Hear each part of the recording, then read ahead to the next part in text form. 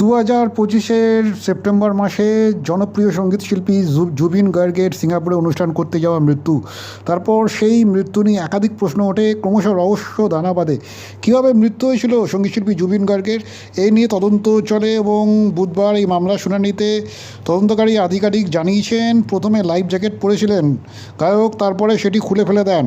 ফের তাকে life jacket পরতে বলা হলে তিনি রাজি হননি। তদন্তকারী আধিকারিকদের পেশ করা রিপোর্ট অনুযায়ী মারাত্মকভাবে নেশাগ্রস্ত ছিলেন জুবিন গার্গ। সাঁতার কাটতে গিয়ে অচেতন হয়ে পড়েছিলেন তিনি এবং সেই অবস্থাতে তিনি কোনো মতে সাঁতার কেটে ইয়ট পর্যন্ত আসার চেষ্টা করছিলেন। প্রত্যক্ষদর্শীরা এমনটাই দেখেছেন বলেও সেই রিপোর্টে বলা হয়েছে। জুবিন যখন অচেতন হয়ে পড়ছেন তখন তাকে সঙ্গে সঙ্গে সেখান থেকে উদ্ধার করা হয় এবং সিপিআরের মাধ্যমে জ্ঞান ফেরানোর চেষ্টা করা হয়, কিন্তু তার কিছুক্ষণের মধ্যে জুবিনকে মৃত বলে ঘোষণা করা হয়।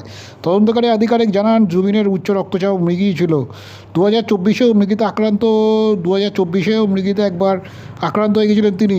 সিঙ্গাপুর পুলিশ তরফে এই রিপোর্টে আরও বলা হয়েছে, জুবিনের ঘটনায় কোনো রকম ষড়যন্ত্র তারা খুঁজে পাননি। এমনটাই সিঙ্গাপুর আদালতে এই রিপোর্টে পেশ করেছেন সিঙ্গাপুর পুলিশ।